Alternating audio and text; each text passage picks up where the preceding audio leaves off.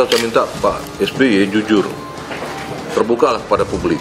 Saya sudah ngalamin penjara 8 tahun. Hari ini Antasari mengeluarkan statement di Bareskrim, esensinya menuduh dan menyerang saya.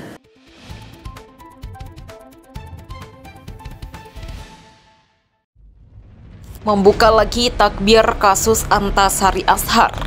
Bagaimana terang benderangnya kasus ini, seluruh masyarakat Indonesia dan juga pihak keluarga kami maupun pihak keluarga Pak Antasari mendorong agar bagaimana kasus ini bisa terungkap dengan jelas. Jadi jika saya ditopang oleh lembaga penyidik, lembaga penuntut yang ada, ya mengapa tidak kita, karena bukan saya saja, seluruh masyarakat Indonesia ingin kejelasan masalah ini. Siapa sebetulnya perencana, siapa sebetulnya otaknya. Usai mendapatkan kebebasannya mantan Ketua Komisi Pemberantasan Korupsi atau KPK Antasari Azhar yang sempat terjerat kasus pembunuhan Direktur Putra Raja Wali Banjaran Nasruddin Zulkarnain langsung memperjuangkan pembersihan nama baik.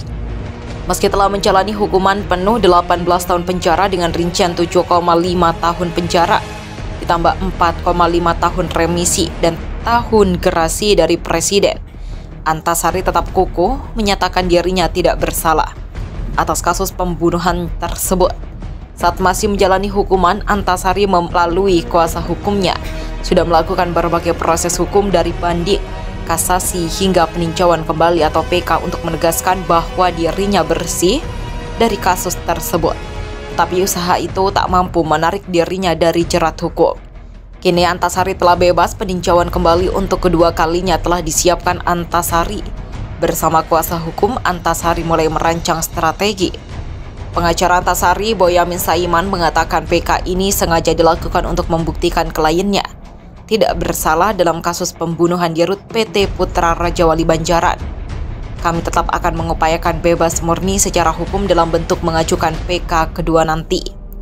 Tapi itu dilakukan setelah membongkar SMS, peluru, baju korban, lengkap semua baru ke sana. Itu dalam rangka membersihkan namanya bahwa anak cucu nanti tahu bahwa kakeknya dan buyutnya bukan orang yang bersalah, kata Boyamin di Pengadilan Negeri Jakarta Selatan pada pekan lalu. Boyamin menambahkan setelah PK diajukan pihaknya akan meminta pihak kepolisian daerah Polda Metro Jaya untuk menindaklanjuti dua laporan. Yang pertama, laporan tentang penyalahgunaan teknologi informasi dalam bentuk pesan singkat atau SMS. Kedua, laporan tentang sumpah palsu oleh saksi yang mengaku melihat SMS tersebut. Itu dilaporkan setelah vonis bersalah sekitar tahun 2011, ucap Boyamin. Niat Antasari untuk membersihkan namanya atas kasus yang diakui Antasari tidak pernah dilakukan mendapatkan dukungan dari banyak pihak, tidak terkecuali dari Presiden Joko Widodo atau Jokowi. Begitu dirinya mendapatkan hadiah gerasi dari Jokowi, Antasari pun langsung menyambangi orang nomor 1 di Indonesia itu. Meski merahasiakan hasil pertemuan empat mata tersebut, tapi sinyal dukungan Presiden terasa kuat. Presiden Jokowi memanggil Kapolda Metro Jaya Irjen Pol Muhammad Iryawan. Pengadilan mendesak ini berdekatan dengan jadwal pertemuan Jokowi dengan mantan Ketua KPK Antasari Azhar. Diduga pemanggilan ini terkait kelanjutan laporan Antasari di Polda Metro Jaya. Saat menuju istana, Iryawan tampak membawa sebundel dokumen. Sang ajudan juga tampak membantu membawa dokumen itu.